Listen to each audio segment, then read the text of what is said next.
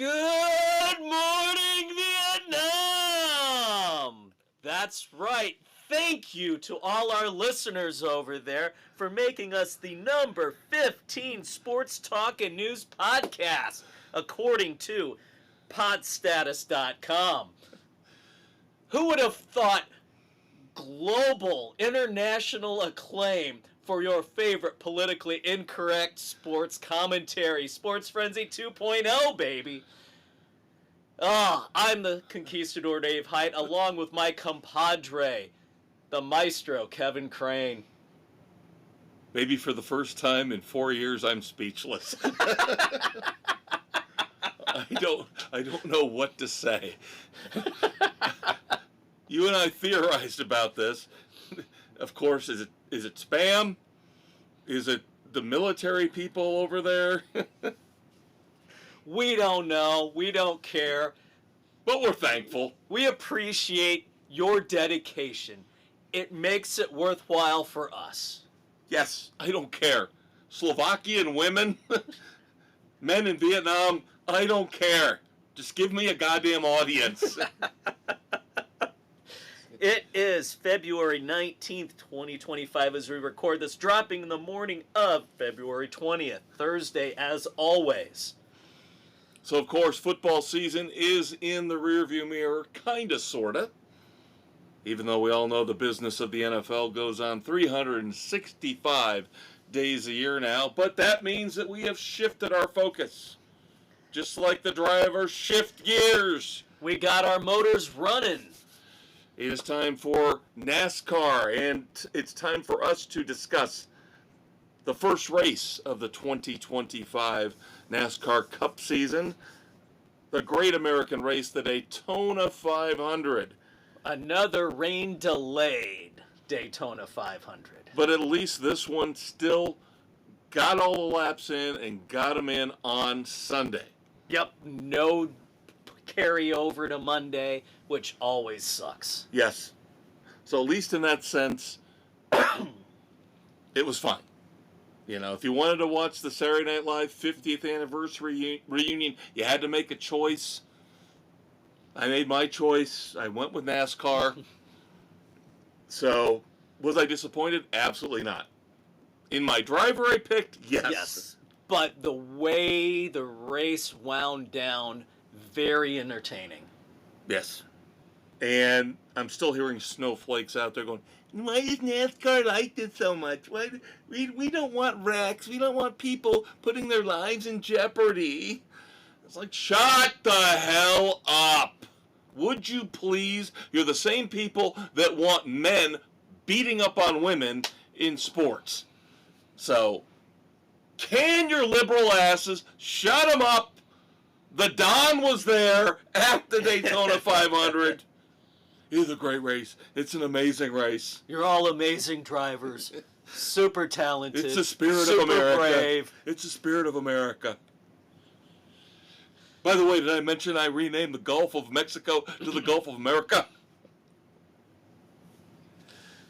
Sorry, I love our president. I kid because I care. But, yeah, the race itself, I thought was, again, take out all the delays. Take out the weather. Take out the rain. I thought it was a very, very entertaining race.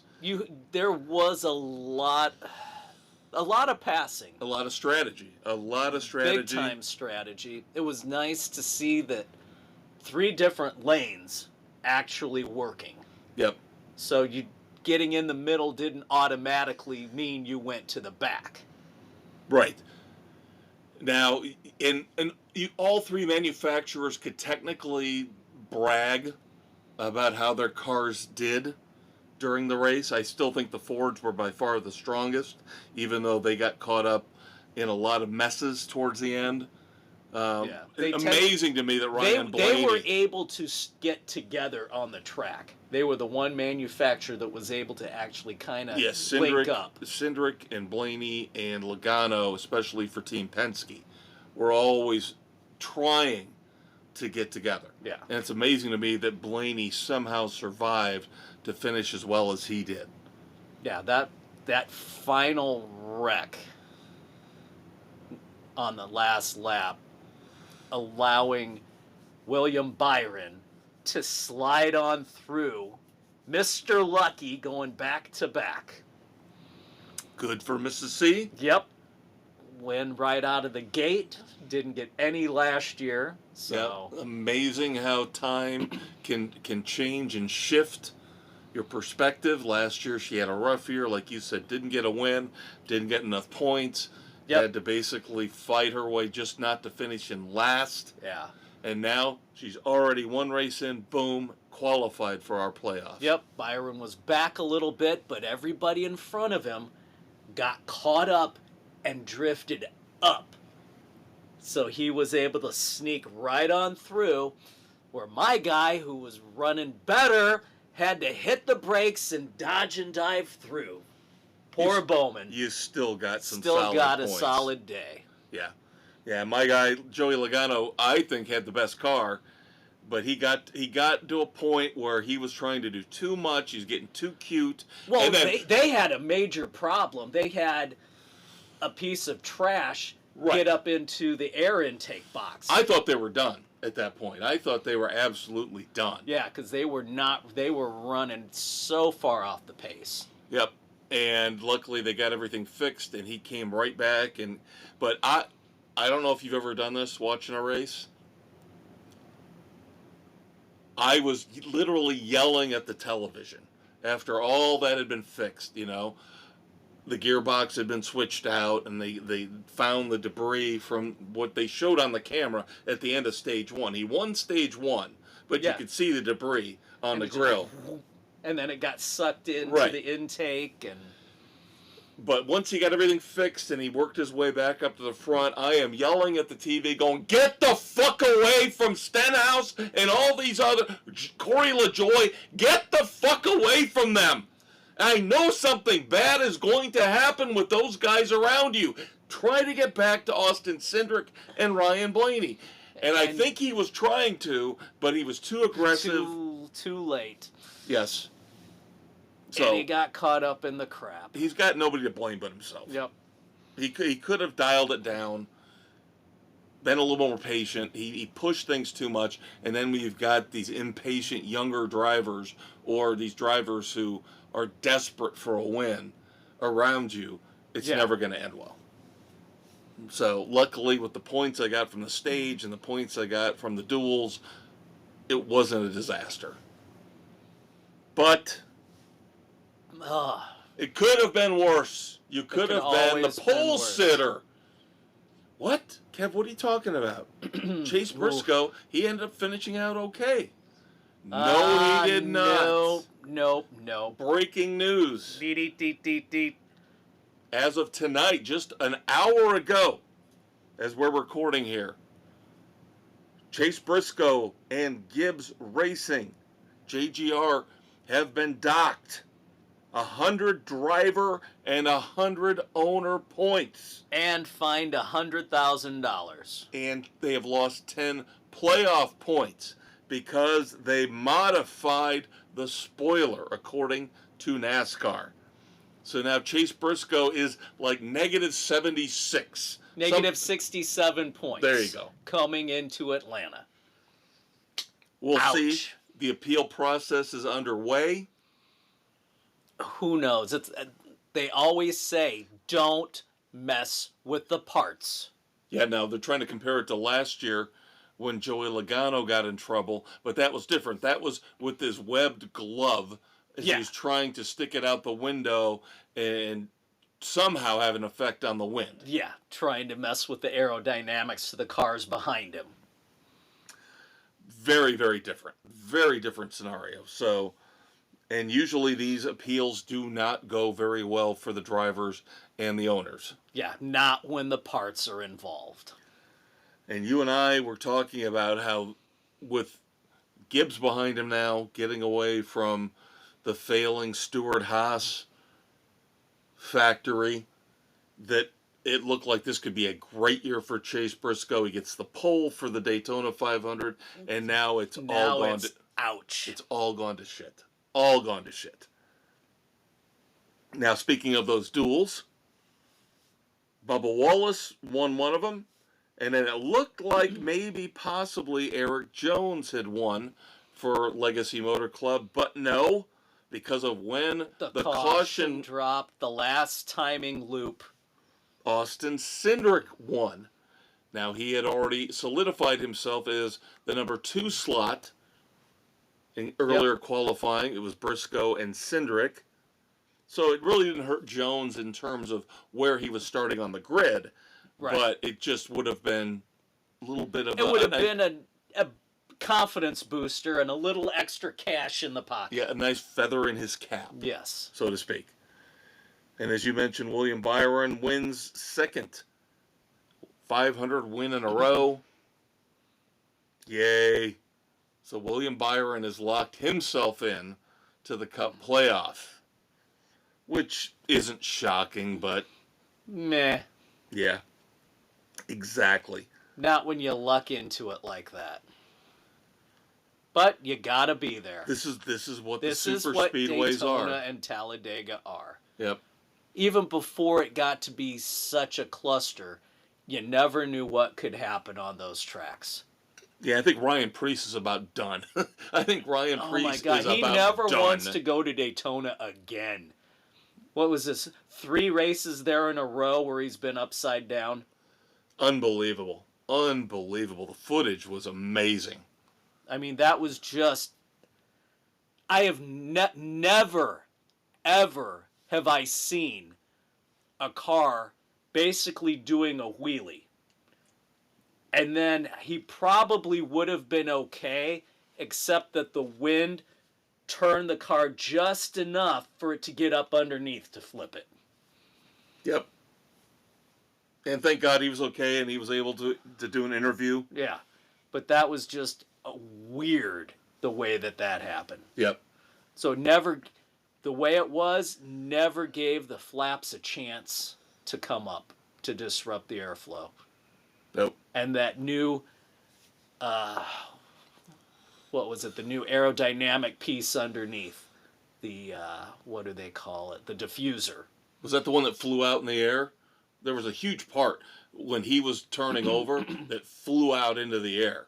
Yeah, I can't remember what that was, but the whole underside where it's flat. Right. Now, so you don't see any of the transaxle or the mufflers or anything. It looks like a Matchbox car. Yeah, it's just flat. That did not help the situation at all. So, and I think what you saw flying was part of the exhaust system. Okay.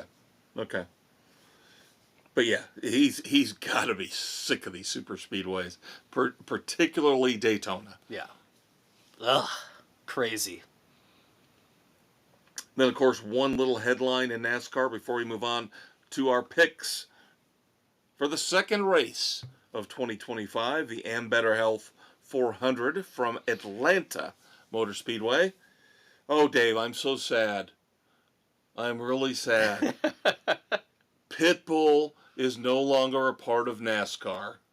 Was he ever really, truly a part of it? Pitbull is out as a Trackhouse owner / partner. I'm broken up by this. I don't know what I'm going to do. I know. You are such a fan. I know. I don't know how I'm going to move on from this. You know? They've renamed football stadiums after him. That's how important he is to American culture and society. Not really. Not really. Not for us. No, not for for us. Close. Not for us. All right, so as I mentioned, we move on to Atlanta. Kind of, sort of, another super speedway. They've changed the banking recently. So you do have more pack racing involved, again, with Atlanta. Yeah, it's one of those, it's got the dog leg, the 1.5 miles, but it's super fast.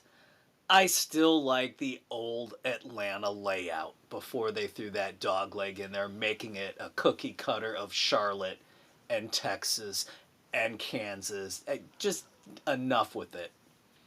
I like the old back and forth with the high banks. Give me the good old days. Yep. And then next week, of course, we go to our first road course already. So we're going to go basically super speedway, kind of a super speedway, road course. Yeah. Throw everybody for a loop. So 7 of our 8 expert panelists have their picks in for the M Better Health 400, and 5 of us, so out of the 7 picks that are in, 5 of us have got the exact same driver. We will all go down together. Ryan Blaney.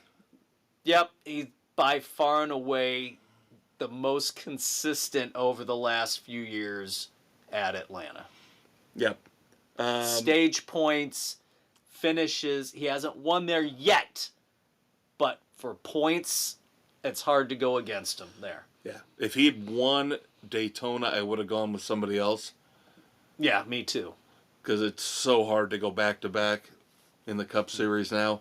But because he didn't, I think he is the best bet to win. So you and I, Sam, Bill, and Aaron, all taking Ryan Blaney for Atlanta.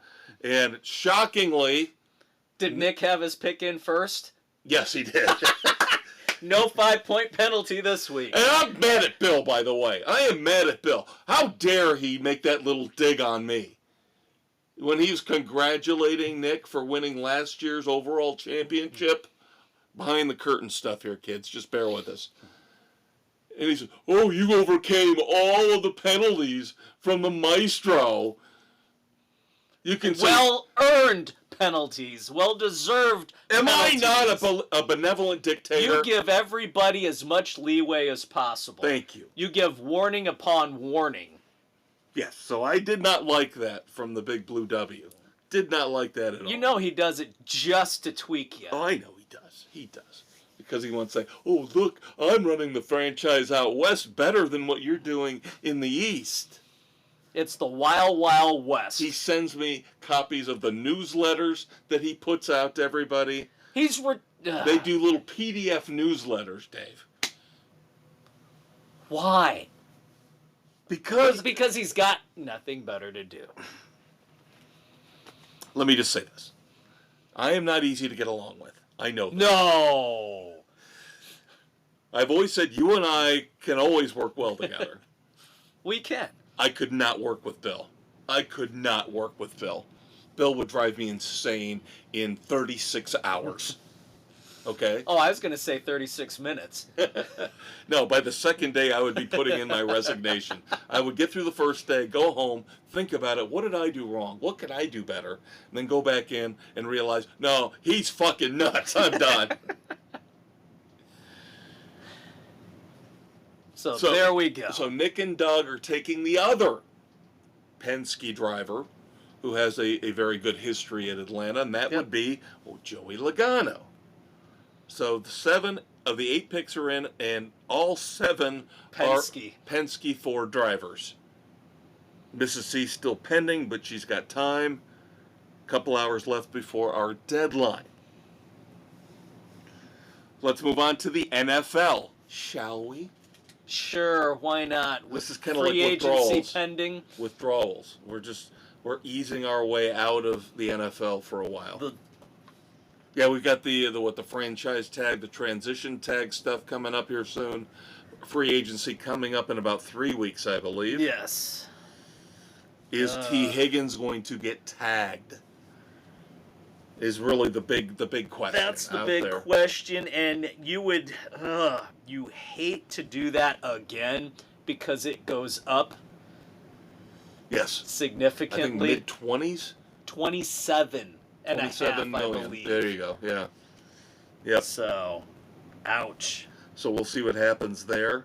The salary cap. It's actually going to come down to Burrow restructuring. Yeah, for not only for T. Higgins, but to sign Jamar Chase long-term and their best defensive player, Trey Hendrickson. Yeah. And they swear they're going to be able to pull this off. They swear they're going to get all 3. Good luck.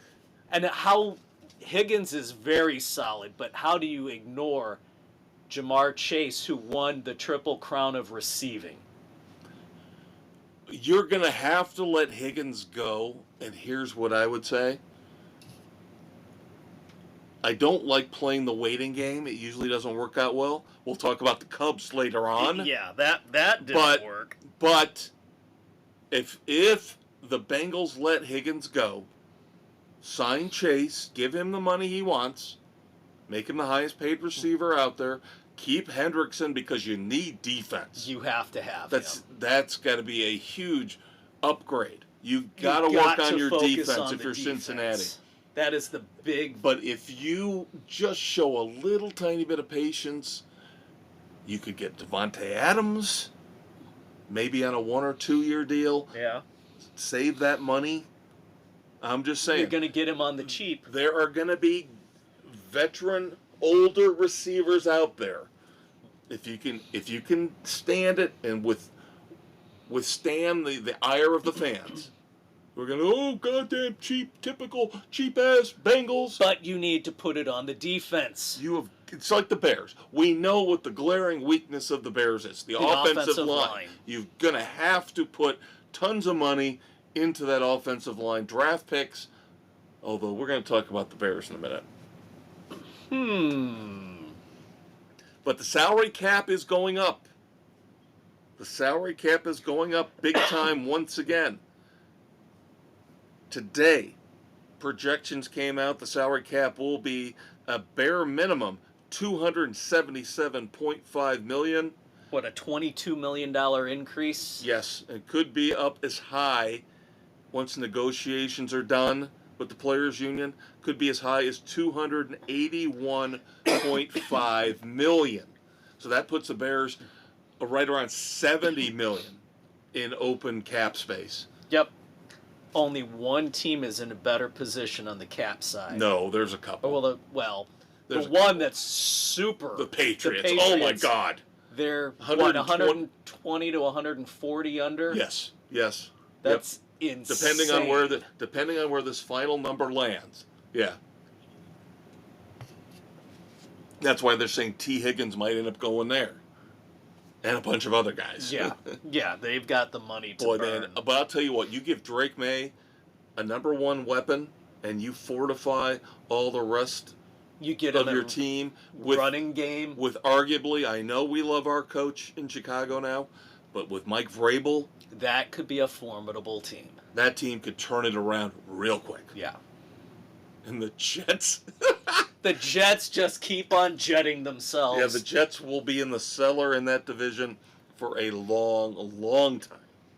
Even with your coach, Mr. Smoke a Bowl. In Miami. They've got enough talent where they can overcome that. If they can keep Tua upright, they win 7-8 games every year. Yeah. Minimum. Easy. So the Chargers, the LA Chargers, have now been designated as the home team for the Week 1 Brazil game. In Sao Paulo. I hate this. God, I hate this fucking shit. Just leave it here. Oh, but it's getting worse, Dave. You know why? Because now we're starting to hear the rumblings and the rumors that Netflix liked that little taste of the NFL they got at Christmas time last year. No. They want one of the in. Sunday afternoon packages. Oh, jeez. They want to have the NFL every week Sunday afternoon. They are going to try to outbid Fox or CBS when the next deal comes up. That will be it for me. You and I talk a lot about the concert business. The streaming is ruining sports. The Prime thing bothered me, but if you don't have Amazon Prime, I don't know what your problem is because you get the shipping with it. So, right. But I understand if you get pissed off about Netflix because Netflix isn't worth $20 a month, which is what they charge for the premium. The premium, yeah. And now it's just going to keep going up and up because the more you acquire, the more you have to pay, the more you have to charge. Yeah. Ask me about how nervous I was a week ago about YouTube TV talking about shutting down dozens of channels because they couldn't come to an agreement with CBS and Paramount. Just right around the corner from March Madness. Yeah. Isn't it convenient? Yeah, so this whole streaming bullshit is coming to an end for me in terms of my tolerance and my patience. I'm getting a little sick of it. Because there's going to be a point where we're going to tune out. Yep, we've got books. We got movies. Okay? We've got enough stuff to do. We do have lives. And I'm getting to the point where I could live without sports if it came down to it. Yeah. I've been living without hockey and baseball. And I've been living without baseball. You know this too. So It is I gave possible. up on the Cubs when they went to the Marquee Network. I said, screw you. I'm done. I'll still root for you, but I'll do it from afar. I'll read the box scores. I'll watch the game cast. I'll read more. I'll play video games. I'll do whatever. I'll go outside. Do fun things instead of being cooped up in front of the idiot box. Yes, but if Netflix gets one of the Sunday afternoon packages, that could be it. Everything out. Because I'm sick of Goodell. And again, this is another black mark on Goodell. He doesn't care about the fans. Absolutely, 110% does not care. He hates us. He literally, I think, hates us.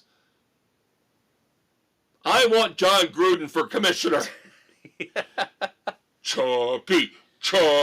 Yeah, but you know the owners are loving Goodell because he's putting money in their pockets. But again, it's so short-sighted. They're going to take the easy money now and destroy the game 20 years down the road. That's what I can't stand about baseball, basketball, football.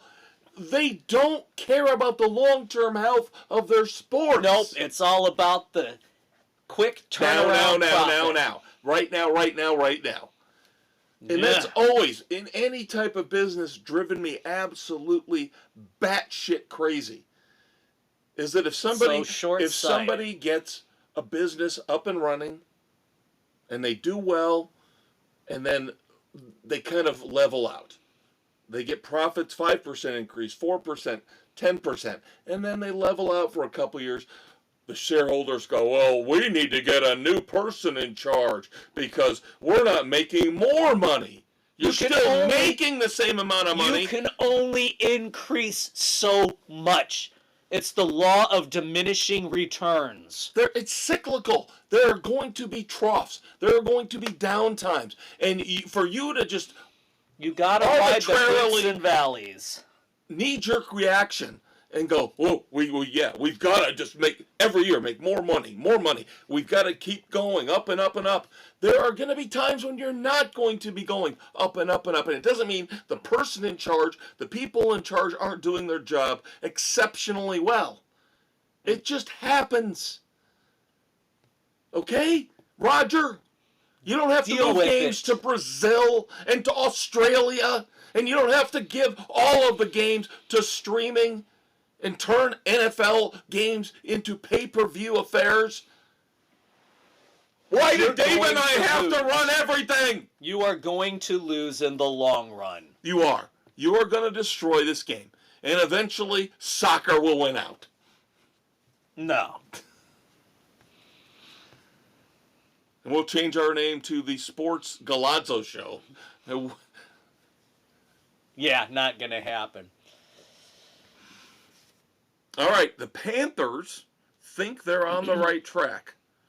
So the Panthers have decided to give Bryce Young's mentor, Andy Dalton, a 2-year, $8 million extension. That's not bad for one of the best backup quarterbacks in the league. Yeah, he's obviously been good for him, so keep it going. And I'm kind of rooting for them. I hate to say it, but I'm kind of rooting for them. Because anytime you just beat somebody down who hasn't, like Deshaun Watson deserves all the shit he gets. Oh yeah, he's brought it upon himself. He will burn in the 7th ring of hell forever. And anybody who roots for him, shame on you. But there's no reason to root against Bryce Young. No, he hasn't done anything to warrant the negativity. He got stuck with a shit owner. Yep, and now he might finally have a good head coach who came, by the way, from Tampa Bay. even though he had a porn addiction. Yeah, But don't we all? Oh, did I say that out loud? Anyway, I would like to see the Panthers succeed because this will again prove that outside of Roger Goodell and his ridiculous, greedy ways, the game itself and the structure that's been put in place with the salary cap works. And you can take the worst team, the bottom feeder of the league, and turn them around. and turn it around in 3 to 4 years, even in the worst possible situation. I like to see it, the underdog story. Yes. So good for the Panthers. I'm rooting for you to finish second behind the Buccaneers in the NFC South. The Eagles made the easy move after losing Kellen Moore, their offensive coordinator, to the Saints. They promoted the passing game coordinator. Kevin Patullo will now be the Eagles' offensive coordinator. And by the way, I saw an unbelievable graphic on Jalen Hurts today.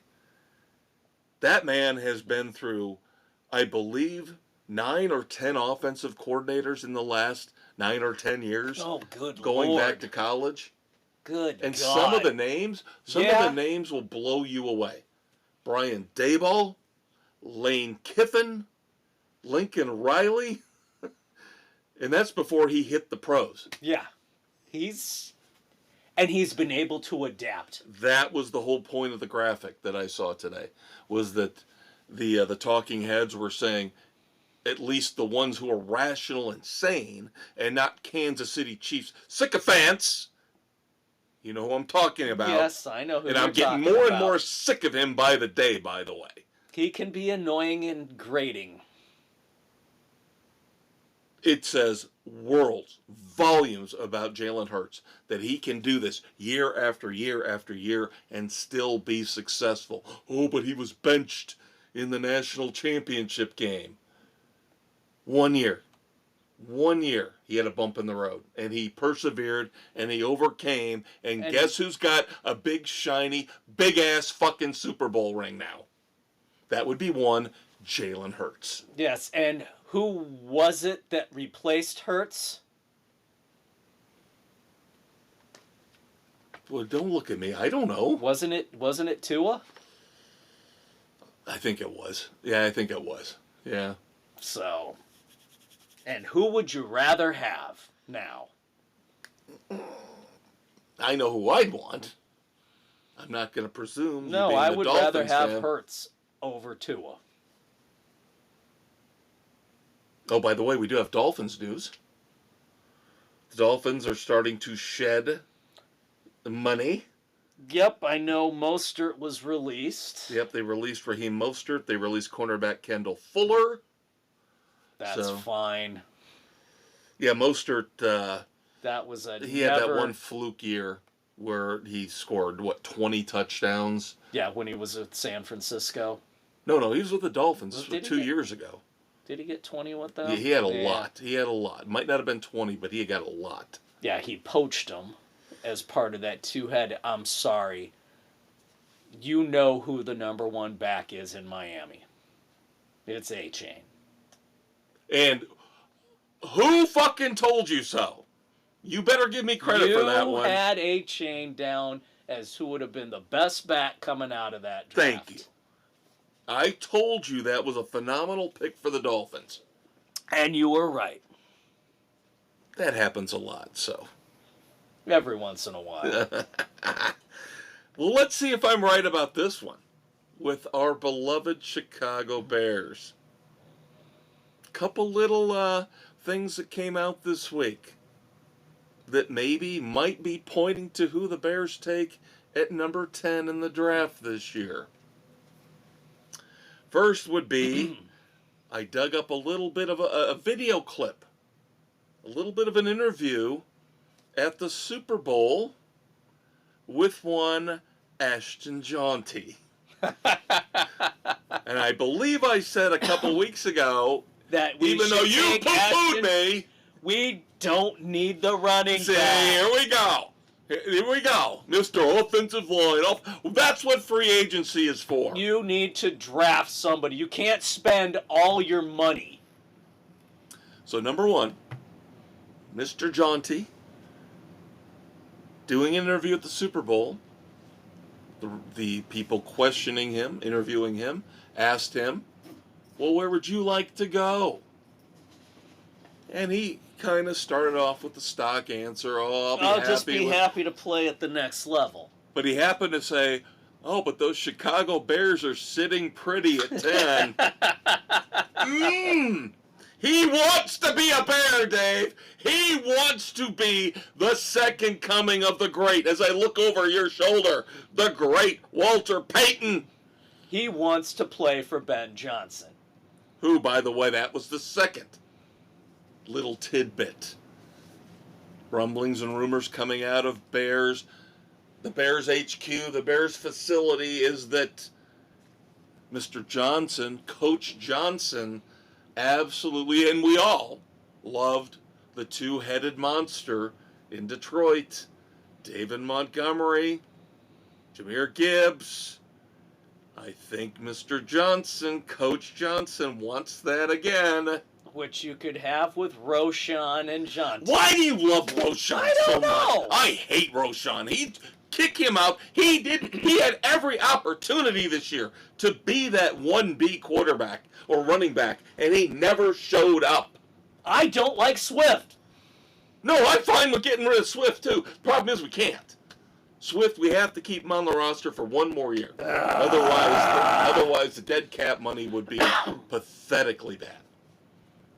After 2025, 26, we can get rid of him. But I think right now they're looking at Swift and Jaunty.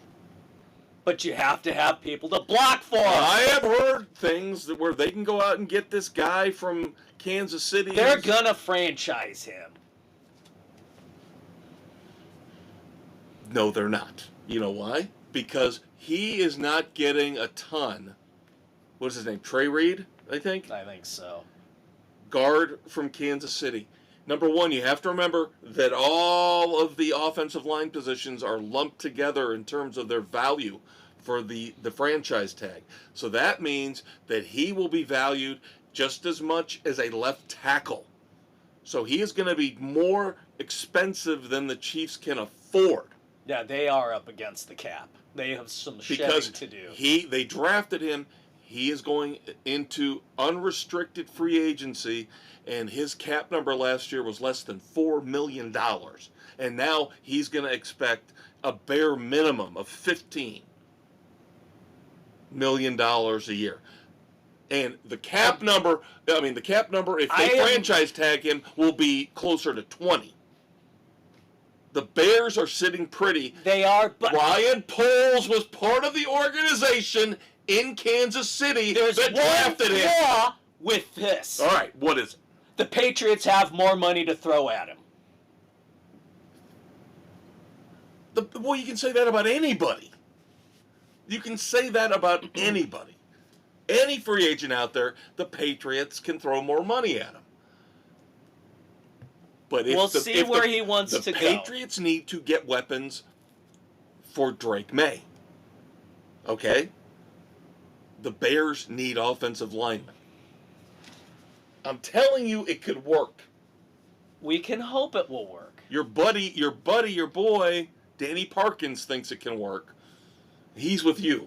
He thinks they should sign this guy and then draft an offensive lineman at 10.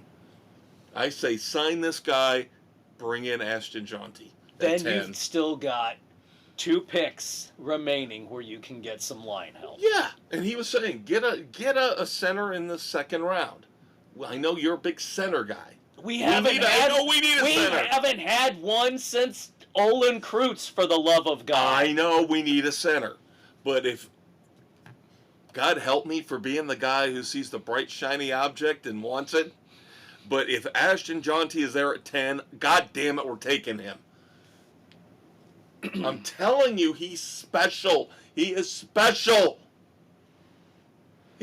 People cream their jeans over Matt Forte. This kid is better than Matt Forte. And look how dependable Matt Forte was for an extended period of time as our featured running back. I know, but I am just telling you. look back at the negatives of the bright, shiny running back.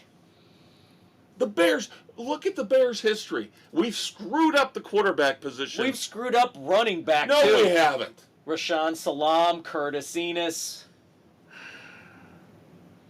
Not as bad as other teams.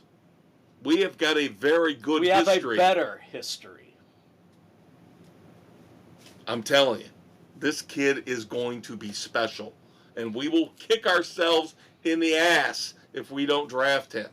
And I think Coach Johnson is with me on this. He wants the two-headed Hydra in the backfield. We need it. We'll see. Now, of course, the Hydra, a scary, mythological creature, menacing, kind of like a certain Baltimore Ravens kicker. Who Ooh. we've got 7 more accusers. Ooh, not good. Not good at all. Who have come forward. Now we have a total of 16 massage therapists at 8 different spas. We're approaching Deshaun Watson numbers here. I can't believe this shit. I just can't believe it. I can't either.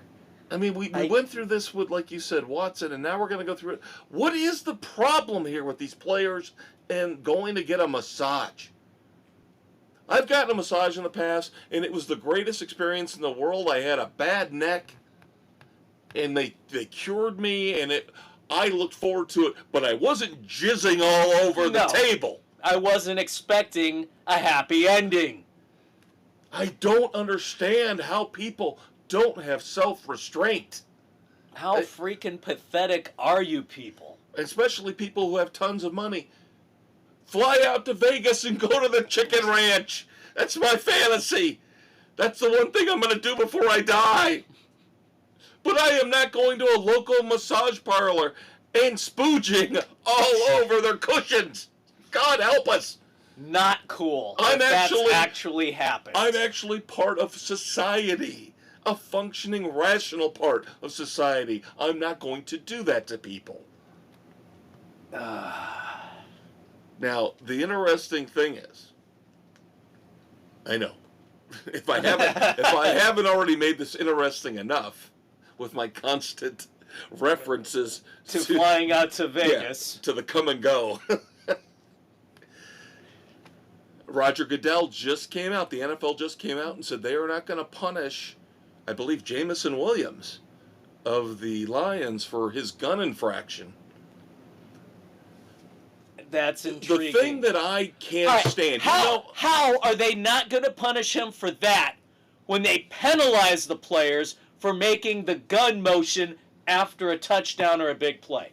You cannot play it both ways, Roger. Well, I think this is another problem with the NFL and with Roger Goodell, is that ever since the Ray Rice situation, the infamous Ray Rice situation where we had video footage of what happened and how he kept changing every other day, how he was going to handle it.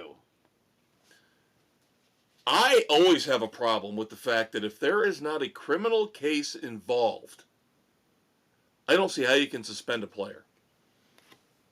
And I feel the same way about people in regular life. If somebody gets arrested for an infraction and their place of employment finds out about it and wants to fire them or suspend them without pay, you better wait until the legal process plays out. And in this case, Justin Tucker, there are no civil cases pending. There are no criminal cases pending. It's all accusations at this point. So I don't see how, because you see it as a besmirching of the shield. You don't like how it looks for the NFL. That's bullshit. That's bullshit on toast. Because, Roger, you're doing nothing for the shield either. So, of course, we will continue to follow up on this. Now we move on to college football so I can get mad all over again. Yep, and where are you getting mad at? On Spotify, Good Pods, Pocket Casts, Apple, Overcast, CastBox, Amazon, Audible, and iHeart Sports Frenzy, baby. And I love how he's doing this earlier and earlier every week. Premature promotion. Hey, we're 45 minutes into this thing. Which isn't bad for us. Now, if it was me alone, it'd be a quarter of the way done.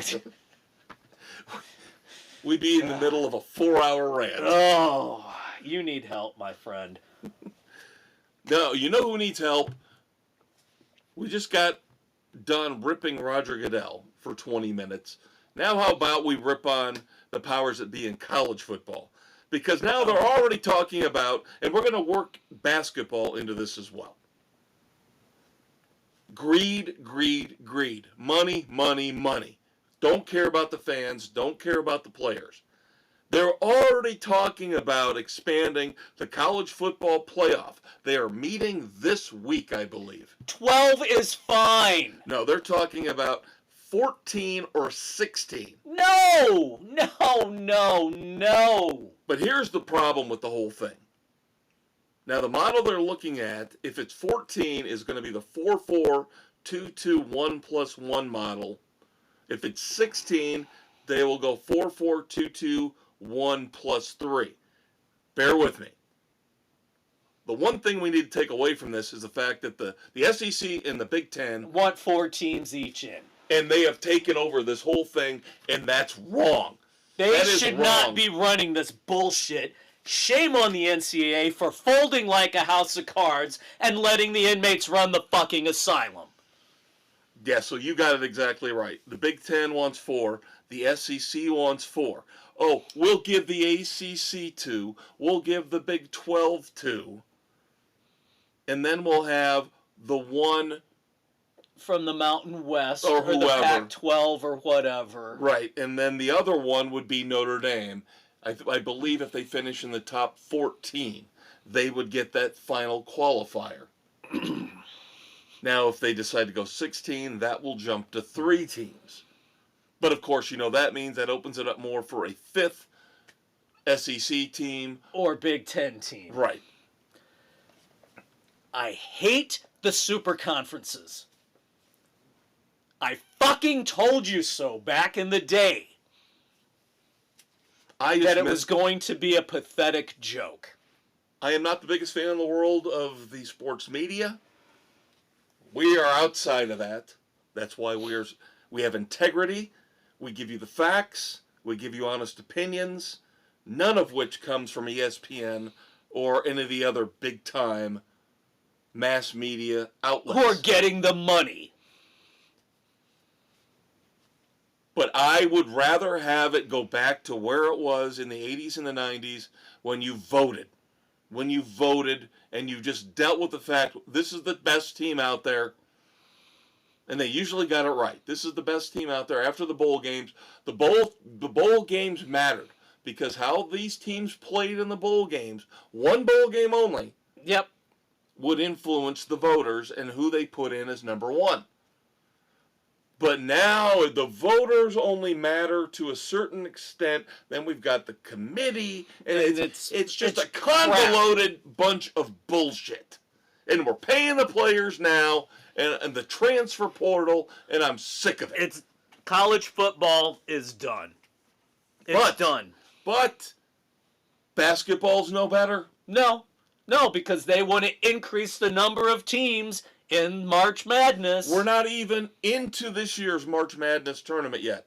And we're already hearing that they want to go to either 72 or 76 teams. No. Starting as soon as next year. Greedy bastards. And then, of course, the Big Ten and the SEC also, if they don't get their way with expanding the college football playoff format, say, well, at least let's fix the seeding. Yeah, no, nothing was wrong with the seeding. Oh, because they want the top teams in, which would mean they would get more of the top seeds. They were not the top teams. What is the problem with the logic of the ACC, the SEC, the Big Ten, and the Big 12, those 4 champions getting the buys? That makes That's what the NFL model is. That is what the NFL model does. Guess what? Just because all 4 of them lost doesn't matter. No, they wanted Georgia. Who were the top 4 teams at the end of the year last year? I can't even remember. But it wasn't Boise, so they bitched and pissed and moaned about that. It wasn't Arizona State, so they bitched and pissed and moaned about that. They wanted what? Ohio State, Penn State, Oregon, and Georgia as the top 4. Yeah. Because, like you said, these fucking 2 conferences have taken everything over, and it's time it stopped. Done. Are we one group of schools called the NCAA Division I FBS schools, or are we not? Stop letting these 2 conferences run it. Because they're ruining it. Fuck it. Put them off on an island, just like California. Put them off on their own, let them do their own fucking thing, and let us watch the rest of the teams actually fight it out in a fair and equitable tournament. Because I'm getting tired of the Big Ten and the SEC saying... Thinking they're the best of the best. Yeah, well, we might let Notre Dame in, or we might let the Big 12 in. Fuck you. Yeah. Fuck you. Gee, overall, how did the Big Ten and the SEC fare in the bowl games? Of course, Big Ten's going to go, well, we won the whole thing. Yeah, but how did how did everybody else? Oh, gee, Alabama should have been in. No, they got their asses handed to them in the bowl game. 3 lost teams do not belong in the playoffs. 2 lost teams really don't belong in the playoffs. Well, I find it ridiculous that we're already talking about expanding from 12 teams. 12 teams is too much to me. It was ridiculous. 8 was fine. 8 would have been fine. 8 would have been good. 8 would have been fine. 4 conference champions. And again, fucking why couldn't the Pac-12 and the Mountain West get their asses together and go back to a Power 5? Give us a Power 5 again. 5 conference champions, 3 wild cards. There you go. What the fuck is the problem with that? But it's all about greed. It's all about money. 2 fucking conferences. Here locally, by the way, Notre Dame. I can't believe I'm saying this. I am glad that they're actually trying to fit Notre Dame into this scenario. I still think Notre Dame should join a conference, but now I'm with them. Fuck the Big Ten. Fuck the Big Ten. Yeah, the hell with with them. Notre Dame. Let them. I hope they fight for their independence. I still hate the fact they have a TV contract on their own, but let them stay independent. Now to me they're raising a middle finger to the Big Ten. Yep, they're saying fuck you. We don't need you.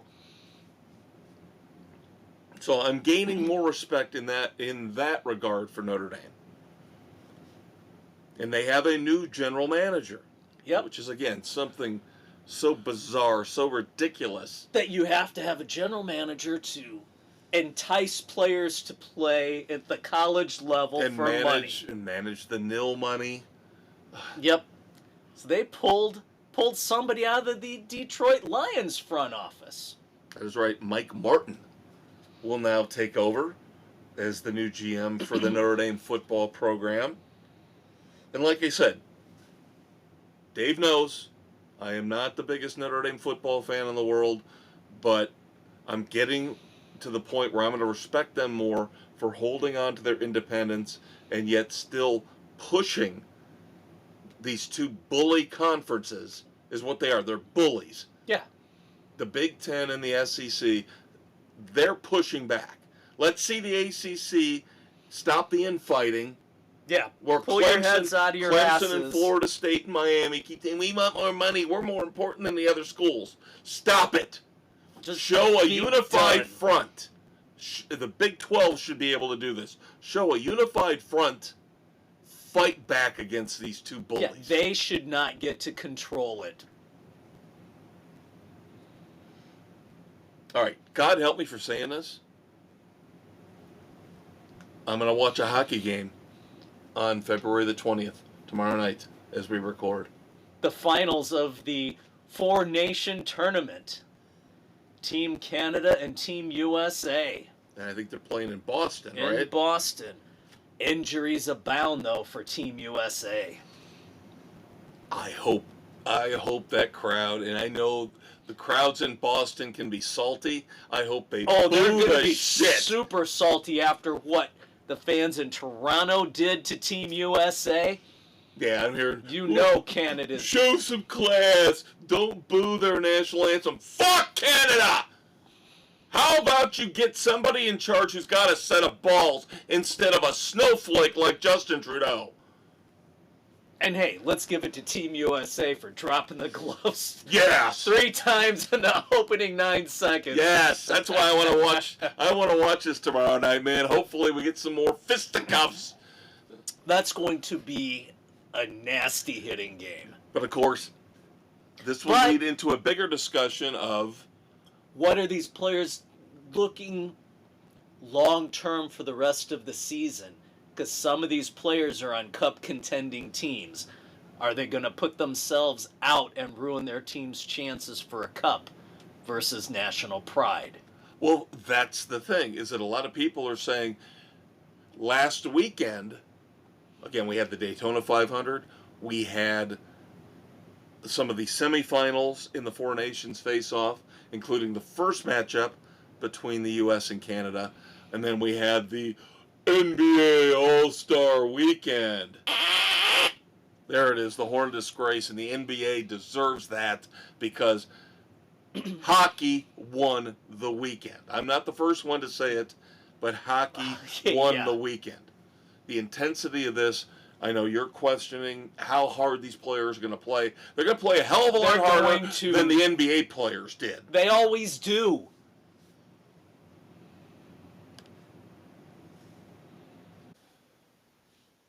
All right, so let us explore, as we just talked about, the success of the NHL and the Four Nations face-off and the format that is working so well as it divides the world. But we love it. Let's move on to the idiocy of the NBA and how they grasp at straws and they change the format of the All-Star Weekend and the All-Star Game. And I haven't heard a single person say that this weekend was anything other than an unmitigated disaster. Yeah, the players overall weren't too happy either. Except for those who helped determine this format. Steph Curry. Oh, the MVP? Yeah. No wonder he was happy with it. Yes. And we'll talk a little bit more a couple times at the end of the show about All-Star Weekend. Yes. But yeah, it did not go well. You had the hosts of TNT's Inside the NBA. The final time this game was on TNT because, of course, Warner Brothers Discovery lost out to what NBC is now taking over on Prime Video. So yeah, Shaq's team, the OGs, top Chuck's global stars in the finals, 42-35. But of course, I didn't watch 1 second of this. Maybe Barkley should have had his team called the Monstars from his time at the stupid Looney Tunes. This was all the teams were kind of divided up, not based on a draft. It's not like Shaq and Barkley and Kenny got to draft their players. It was the older NBA players, the global stars, the younger NBA players, and then the rookie team with Candace Parker stuck with them, is my understanding. Yeah, that's how it rolled through. And all I heard was there were so many stoppages and so much focus on everything other than the game itself that it was just, again, an unmitigated disaster. Yeah, the teams couldn't find any rhythm at all. So, again, I didn't watch a single second of it. It was way, way down on my priority list Again, I It watched had no Daytona. priority. I watched Daytona because that got pushed to the night. If Daytona had gotten done when it was supposed to, I would have watched the SNL 50 special. I was not going to watch a single second. No, I'm not giving the this. NBA any of my viewing. I will say this, though. Even though he's only been with the Magic a brief period of time, I feel like he is a vital and important cog in the Orlando basketball machine. And he is the third consecutive time the slam dunk champion, the Orlando Magic's Matt McClung. He is the only player to ever win the slam dunk title 3 times. And I believe every one of his dunks this year was rated perfectly. Yes, he had the 50-50-50. So, Good for him. A little bit of a bright spot in a very disappointing season for the Magic. They can still turn it around. And I know he really doesn't play. But damn, he can dunk. And if these big stars won't partake like in the old days when it was Dominique Wilkins and Michael Jordan, if the stars, the big-time stars won't participate, then then this is what you have. Then let Matt McClung run wild. Yep. Of course, All-Star Weekend means we get an announcement of the Hall of Fame finalists. Meh. Who cares? Now, of course, Hall of Fame finalists include coaches, include college players, I believe. So, this should tell you how weak this year. We ripped on the NFL for what they elected. Poor class. Carmelo Anthony, Dwight Howard, and then as far as coaches, Billy Donovan and Mark Few. Those are your big names. Really? Yeah. Really? Yeah. I never understood the appeal of Carmelo Anthony. At least Dwight Howard got to an NBA Finals. Did Carmelo? Maybe. Carmelo was a compiler. Yeah, Carmelo was He had he's a longevity. New York basketball legend. He had longevity going for him. That was it. Now, I personally like Billy Donovan and Mark Few. Donovan was fantastic down at Florida. Right, he got the back-to-back titles. And Mark Few has built a great program with Gonzaga. But this is another class where you go, Yeah, it's not impressive. No. Kudos to Shai Gilgeous-Alexander, the frontrunner for the MVP this year from the OKC Thunder. Smart man. Why is he so smart, Kev? Because he just fired his agent. Oh, of course they said they parted ways. No. If the agent says they parted ways, his ass got fired. Because Shai Gilgeous-Alexander, again, in line to win the MVP this year, he is currently tops in the NBA in points per game. Obviously one of the best, if not the best young star in the NBA. Oh, he's due to get a Supermax contract this summer from the Thunder. Guess who he doesn't have to pay a percentage to now? His agent. I'm surprised more players don't do this. Oh, I know. So kudos to him. And the thing is, some of you out there might be saying, well, doesn't he need somebody to negotiate the deal? No, because it's all slotted in. It's all slotted in. The contract's there. It's already a guaranteed money. Yeah, either he accepts it or he doesn't. Yeah. Either the team accepts it or they don't.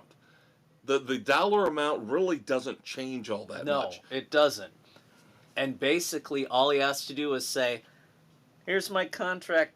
All right, I'm still good with it, with all the terms and conditions. Yeah. See, now, we just had a few weeks ago the situation with the Mavericks.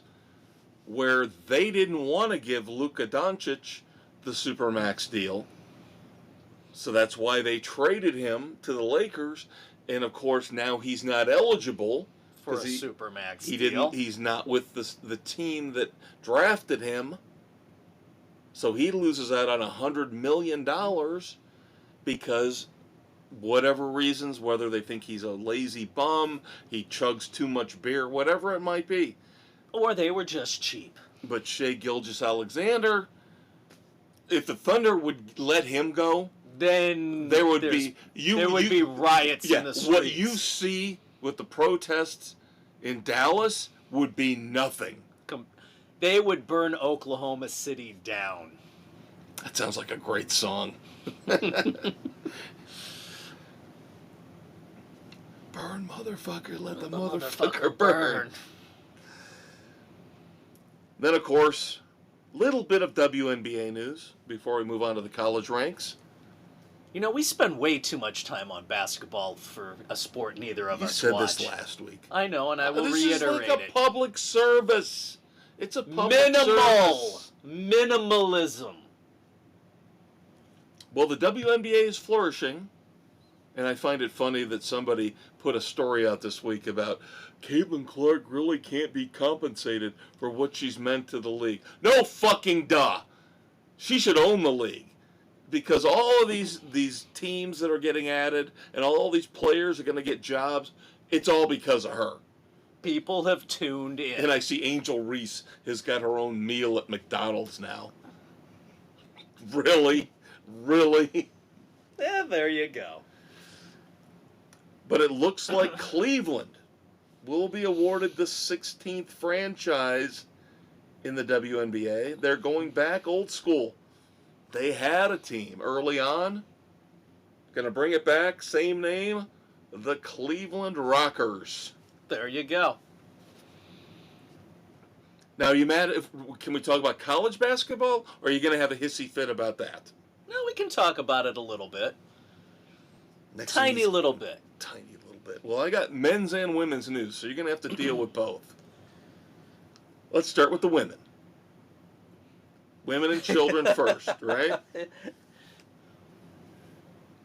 Number 1, UCLA knocked off this past week by number 6, USC, which means Notre Dame ranked number 1 for the first time in, good Lord, 6 years? 6 years. Yeah, I think going back to 2019. Yeah.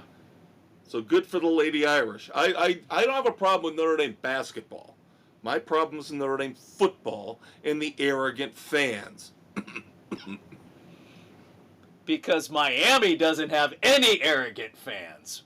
No, we've just got criminals. Right? Convicts. Catholics versus convicts. You said it, I didn't. This is, again, proving my point. And then kudos, I don't normally say this. Well, about the women, I don't have a problem with it.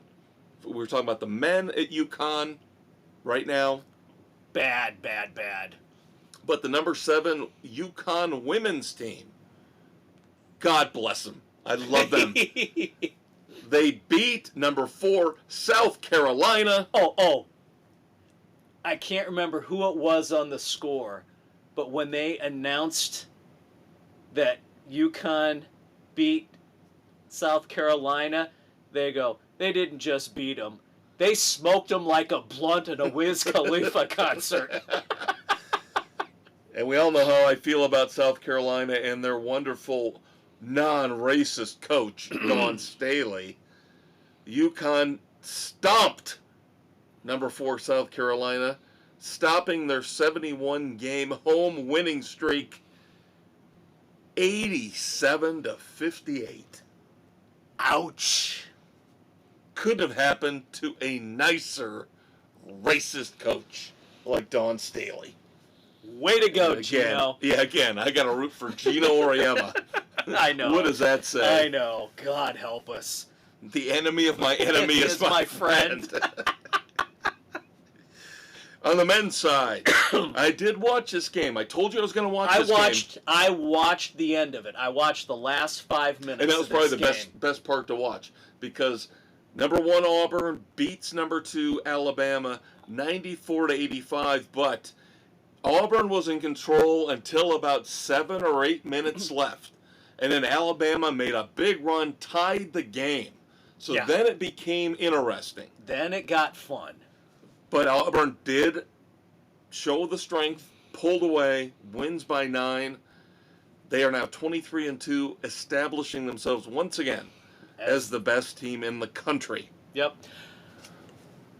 Does their Auburn coach not remind you of Jeffrey Epstein? What, Bruce Pearl? Does he not have that? The one thing I noticed about it... He could have been his brother. And no, you're right. But the one thing I noticed about that game, again, I watched the whole thing, was I've never seen, usually your head coach is the man. Whether it's, we just talked about Billy Donovan at Florida, Mark Few at Gonzaga, Gino Auriemma, the asshole, Hurley at UConn, whoever it might be, Jay Wright when he was at Villanova, whoever it was.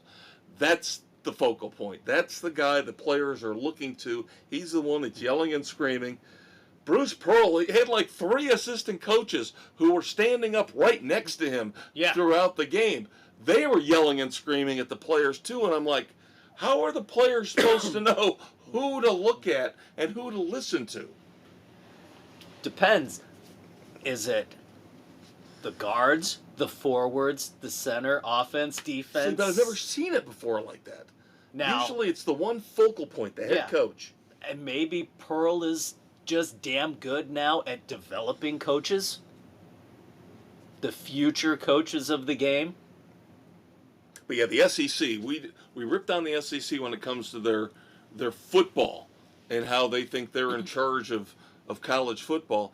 They are definitely in charge of college basketball right now. Yeah. They have got so many teams in the top 25, it's ridiculous.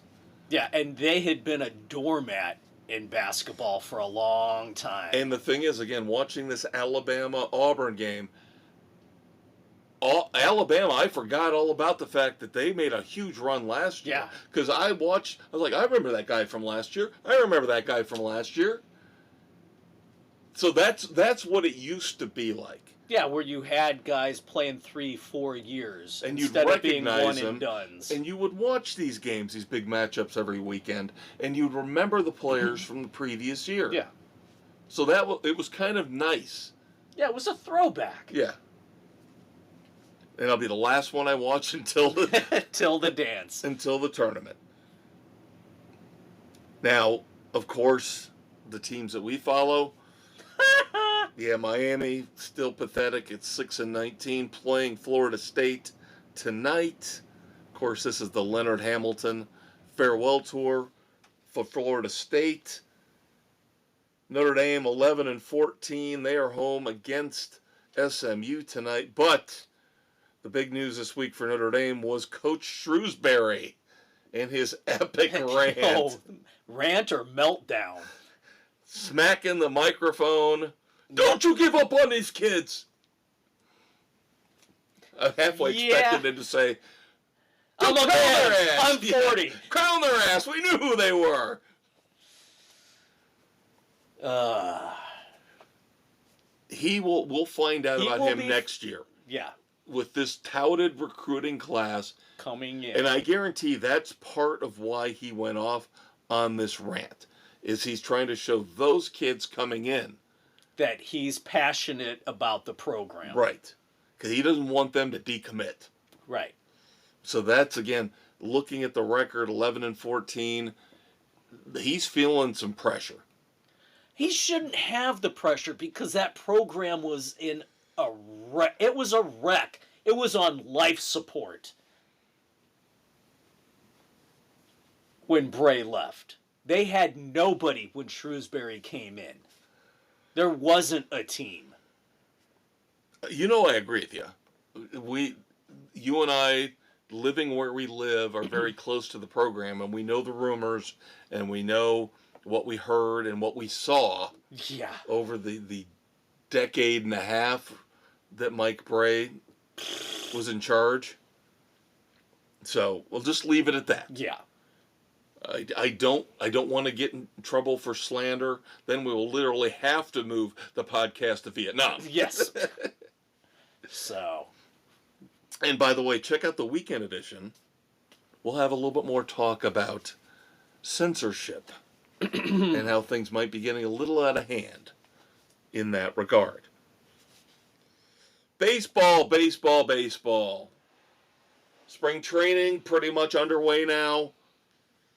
God help us, we're just a few short weeks away from those stupid-ass games between the Cubs and the Dodgers over in Japan. God. Blah. So, of course, the big news of the week is the Cubs lost out on Alex Bregman, and I am fine with that, given what kind of money he wanted. That was stupid money. Red Sox give Alex Bregman 3 years, $120 million. Of course, he gets opt-outs and deferred money. Here's the thing. The 3 other offers on the table for Alex Bregman were disclosed fully. So I'm going to tell you the 3. The Houston Astros, his previous team, offered 6 years, $156 million. The Detroit Tigers offered 6 years, $171 million. Reasonable compared to what he got. I heard the Cubs offer wasn't even in the ballpark. But can I tell you something? You're right. Compared to those other ones, Cubs offered 4 years, $115 million. But I'm going to tell you something honestly. When a couple weeks ago, when things were starting to build up, and you're starting to think about what would be a fair offer for him, I thought if the Cubs offered 4 for 100, that would be close.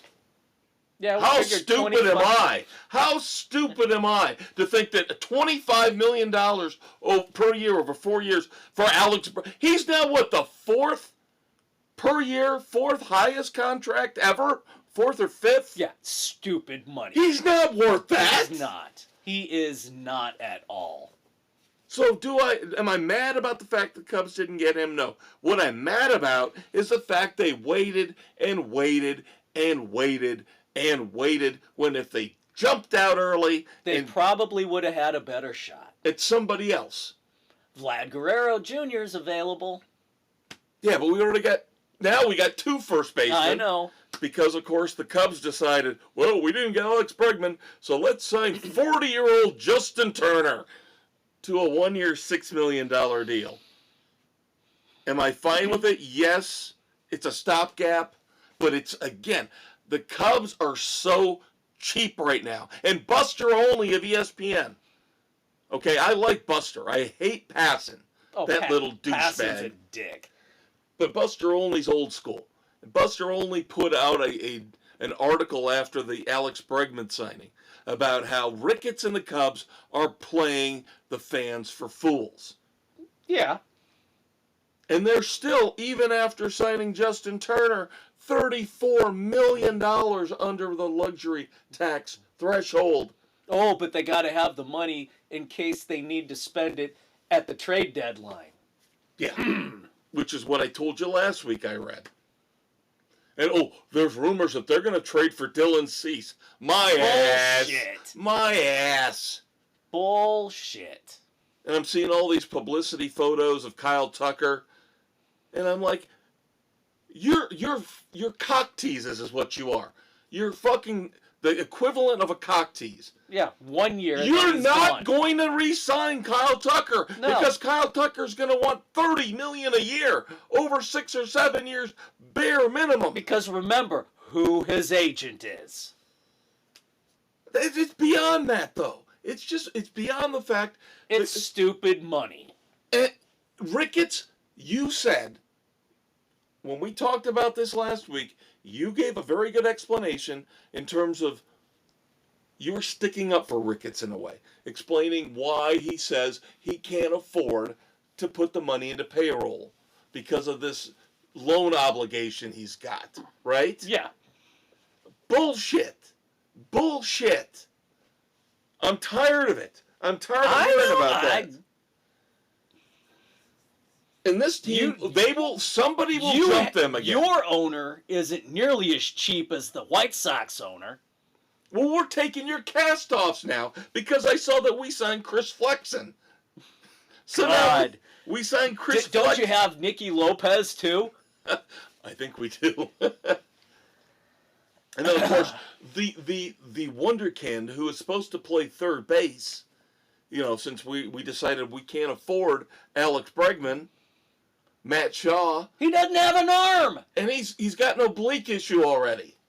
Yeah, that's because he has to try and overthrow to get the ball across the field. He's not a natural third baseman. This is why I didn't like the Kyle Tucker deal. The Kyle Tucker deal was all for show. Oh, look, we're trying. We're really trying, Cubs No, fans. you're not. You would have been better off. I have no problem shipping out Bellinger. That wasn't my issue. But you know what my issue was, and I've been ranting about it for weeks and weeks. You could have had Santander. Yeah. 40 home runs a year, Anthony Santander. I don't give a rat's ass if he's a defensive liability. You DH him. And you put Suzuki out there, and then you deal with Happ and Crow Armstrong, who are great defensively. Yes. You're weak and right. Okay. You keep Paredes at third base. You just traded for him. You would have been fine with that. Cubs fans would have been fine with that. And guess what? Cheap-ass Mr. Ricketts, your payroll would have been about the same. There you go. And you wouldn't have a glaring weakness at third like you do now. But again, we've got to run everything. And they will figure out a way, even with the Brewers decimated by free agency. They'll still find a way. They will never win that division because they don't spend the money. They don't care about chemistry. They don't care about continuity. Ricketts only cares about the entertainment district around Wrigley Field. And trying to get the All-Star game, which is a whole nother crock. All right. Your White Sox Suck. Well, will continue to suck. Well, bad news. I don't like reporting bad news, but the news came out that... Yeah, I know. Bobby Jenks. Although it doesn't sound like it's... Stage 4 stomach cancer.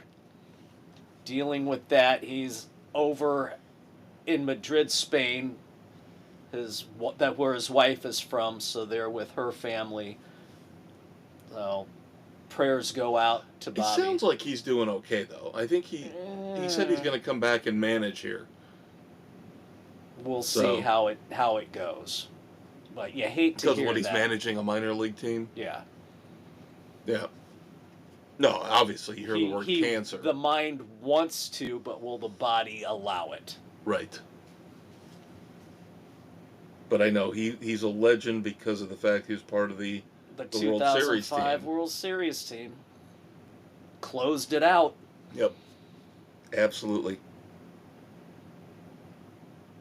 And then you've got the Oakland A's. Oh, no. The Sacramento A's. Nope.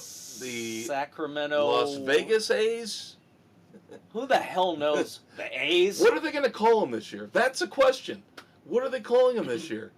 Are they're not Oakland anymore? You kind of have to go Sacramento because that's where they're playing. They don't have a home in Vegas yet. I don't know. I don't know what they're going to call them. I would say the same thing. Are they the Sacramento A's? That's what I would call them. But you call them the California A's for this year, or until they get to Vegas? Nobody's addressed this issue. Why are we the first ones to bring this up? What are we calling the A's this year? I have heard nobody discuss this. These are questions we need answers to. But of course, they've been spending a little bit of money. They've been doing an interesting job of locking up They're some of trying to make themselves enticing to the Las Vegas fan base, which is pissing off the old Oakland fan base to no end. And rightly so. Yeah, we could have a long discussion about the Oakland A's, the history, and what has happened to that franchise. And, Analytic geeks ran rampant. And the fact they never got a decent ballpark to play in. Yeah. But they're happy enough with their manager, Mark Kotsay, where he's got an extension. He will be their manager through this transition period, through 2028, and the club has an option for 2029. And hey, I don't mind that, because if you can make anything, now, the White Sox had a terrible, terrible 2024. Historically bad. But people forget the year before wasn't much better. Well, the A's weren't much better. So, but the A's turned it around and looked a little bit more respectable last year. When you're given a pile of shit and you can make something out of it, yeah, I don't have a problem with getting a little bit of a reward for that. Yeah. The Sox have just gone downhill. They had a World Series contending window that within 1 year slammed shut because Reinsdorf hired La Russa. And that was the beginning of the end. Yeah, I don't know what that team's going to do this year. They haven't made any upgrades, any improvements. No. They're relying on the young guys trying to develop. And how are they going to develop? Because fucking Chris Getz is the GM now. Well, he was in charge of minor league player development since 2017, and he didn't develop shit. And this is the guy you put in charge. And that's the problem with baseball. There are a third of the teams in the league that are absolutely, I'm sorry, worthless. Not just the White Sox. The Rockies, worthless. The Marlins, worthless. And it's a shame. The Sox had been relevant for so long, but their owner is a worthless piece of shit. All right, moving on to other stuff in baseball. We mentioned Alex Bregman. I think he got overpaid. Yep. And then now would the Red Sox maybe check with their current third baseman? You would think. To see how he felt about them signing another third baseman? This was so bad. And now I'm hearing ridiculous rumors that the Cubs are going to trade for Devers. And I'm like, come on. Yeah, right. Are you kidding me? Now, Bregman handles it like a professional and says, I'll play wherever. Yep, wherever the manager puts me, I'll play. But Devers says, nope, third base. Not a chance in hell. I'm a third baseman. That's all I am. Yep. And people are saying, well, that was the previous manager who promised that to you. Whatever. Nick Pivetta, one of the few remaining starting pitchers on the market, gets a 4-year, $55 million deal with the Padres. That's a bargain. Yeah, that's not terrible. Not terrible. What's that end up being, about almost $14 million a year? Just short of 14 a year? For a starting pitcher, that's not bad. Yep. Couple of extensions for younger players buying out their arbitration years. Kansas City, who I like in the AL Central. I like the Royals this year a lot. God, that frightens me because that's where the Sox are trying to model themselves after, as they've tried to pull everybody from Kansas City into Chicago. They're not pulling the right players in, though. They're not pulling the right front office staff or coaches. Young pitcher Cole Reagans gets a 3-year, $13.25 million contract extension. Arizona, the Diamondbacks, shortstop Geraldo Perdomo gets a 4-year, $45 million extension again. These are young players. They're just buying out the arbitration years so you don't have to deal with that bullshit year in and year out. Yeah. Cubs did that with Nico Horner. Yet they keep acting like they want to trade him. Which pisses me off. Oh, let's wrap up baseball with some really fun stuff, and then we'll move on to the home stretch. We hate New York. We hate New York sports with a passion, especially baseball. Especially baseball. So maybe the baseball gods were say, hey, let's throw a little bone at Kevin and Dave this week. So for the Mets, just talking about like Nick Pivetta and how, you know, that kind of contract pretty much reasonable. Yeah. Well, the Mets thought they had a pretty reasonable deal with one Frankie Montas. Guess what? They got to shut him down for 6 to 8 weeks already. Oh. And that's before he can even throw a baseball. So, you know, he's going to have the ramp-up time.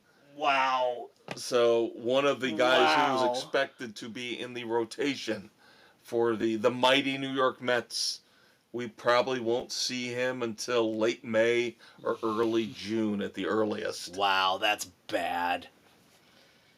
And then, guess what? The Yankees, Giancarlo Stanton. He has tendonitis in both elbows. He's got tennis elbow in both elbows. And now, Aaron Boone, I don't know if he's going to be ready for opening day. I don't know. Tendonitis in both elbows. And this guy's a freaking Adonis.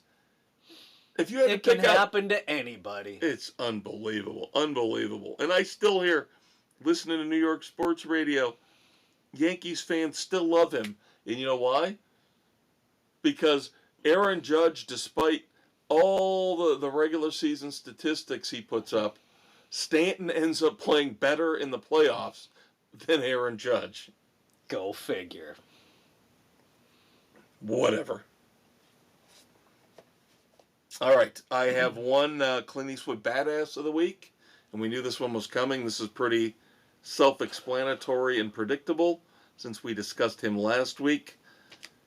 It was inevitable, and that's kind of ironic considering we're talking about Bobby Knight. Yep. But Tom Izzo, the great Tom Izzo, head coach of Michigan State, did finally beat Bobby Knight's record. He is now the man who has won the most Big Ten basketball games as a men's head coach, currently at 355 wins. So congrats. Congrats, Tom. Yep. He is my Clint Eastwood Badass of the Week. And of course, again, this is something we've once again made weekly, going old school with Frenzy 5-0. The crime blotter returns. Yep. Dun dun. Gum gum. Frenzy 5-0 couple here to get us through on Frenzy 5-0. Number 1, 7 illegal immigrants from Chile have now been charged by the feds for that string of burglaries involving star athletes. Yes, that spanned all leagues. Except, I don't think the MLB got hit.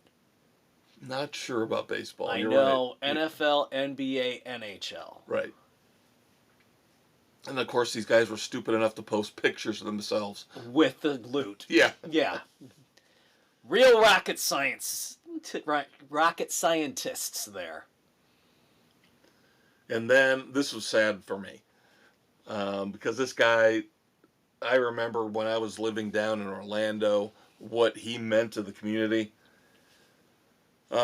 Mavericks assistant coach, Darrell Armstrong, has been suspended from the team after being arrested for aggravated assault with a deadly weapon involving a woman. Hit her with a gun. Pistol whipped her. Yeah. And the sad thing is, I remember when he was part of the rebuild after the Magic blew the thing up.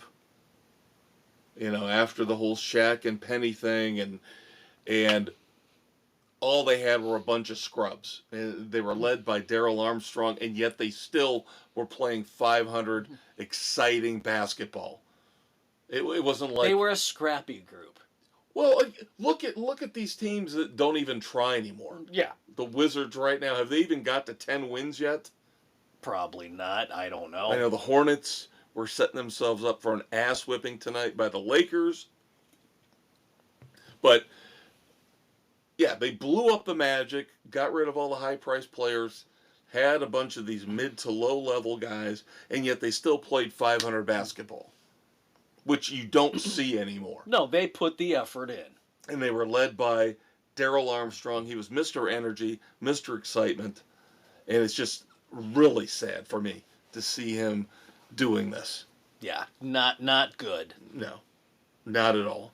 And you hate to see people you thought you respected, people you thought you knew, you don't really know them.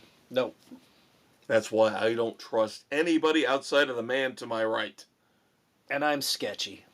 Yeah, he is. Yeah, there are times when I go, Things that make you go, In tennis, here's another thing. Why am I supposed to trust the world? Isn't it convenient? Isn't that the church lady? Yes. Dana Carvey. Yes. Saturday Night Live just had their 50th anniversary. We will talk more about pop culture on the weekend edition. Your Saturday morning hangover cure. Your home for politically incorrect pop culture commentary. Yep. This week we'll be talking about Season 2 of Tulsa King. Dave will have a couple book reviews for you. We've got music from LA Guns, Bryan Adams. I have my review of Longlegs. Ah, yes. On Hulu, wasn't it? Just dropped on Hulu. Yes. Yep. All right, so back to tennis. And again, why I am such a cynical bastard. The number 1 ranked player in the world, Jannik Sinner.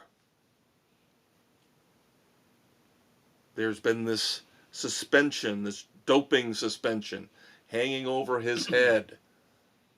Well, he finally accepted a 3-month doping ban from the powers that be in tennis, and that will just work out conveniently enough for him. Since we just got through the Australian Open, he won't miss a single Grand Slam coming up for the rest of the year. So basically, it's a little 3-month vacation for him. Many tennis players are not happy about this. He should be gone, not for 3 months, but for 3 of the Grand Slam tournaments. That would be an appropriate ban. Nope. You can't tell me he didn't figure this out. Him and his people didn't plan this out. They pushed it. We'll wait until right after the Australian Open. And then we'll accept it. Yeah. Yeah. Bullshit. See, that goes in line with when a pitcher gets suspended for 5 games, they miss 1 start. Maybe. Yeah. No. It should all be relevant based on the sport and the position you play for maximum penalty. A starting pitcher should, if he misses 5 games, he misses 5 starts. But that makes too much sense, Dave. Come on. We have to run everything.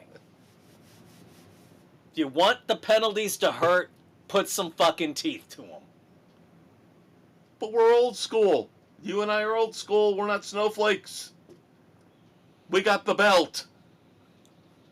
Nowadays, our parents would be arrested for what they did to us. And we came out fine. Once. Allegedly. Yeah. I got hit once with the belt across the butt. Only once? Wow. You're a No, choir boy. I can't tell you how many hours I spent standing in the corner. Well, there you go. That counts. That counts. So I got the belt a few times. I didn't get the corner. I didn't get the corner. It was go stand in the corner. No, but I and got the every belt a time few you times. ask, it's that much longer. No. For some reason, they knew the corner wouldn't work for me. Because I'd get into my head and I'd come up with all these creative ways to... They thought that he'll enjoy sitting in the corner. We can't give it him wasn't that. sit. You're standing. There was no sitting. Well, believe me, there was no sitting after I got the belt. All right. Good week in terms of we don't have moments of silence. So we can Always move on good. from that. But we do have a plethora of dumbasses to discuss. There's always dumbasses. And you would figure with the All-Star weekend and... Let's determine who gets the golden boot up the ass as this week's Red Foreman Dumbass of the Week. All right, most of these are basketball. All right, most of them are basketball. Can't we just loop the NBA as one? We should be able to, but again, we have to separate, the repeat offenders from the newbies. Let's put it that way. And let's start off with the repeat offender. Guess who that is? Would that be LeBron James? Yes, LeBron fucking James. LeBron James decides at the last minute, literally, a couple hours before the All-Star game, his ankle and his foot hurt. He can't play. So he decides, I can't play. I didn't want to announce it ahead of time to let somebody else jump in and get the honor of playing All-Star Weekend. Taking it from me. So he fucked somebody in that respect. And then he says, but I still want to be in the team picture. No! In street clothes. Ugh, not cool. So He's been hanging out with somebody else too long.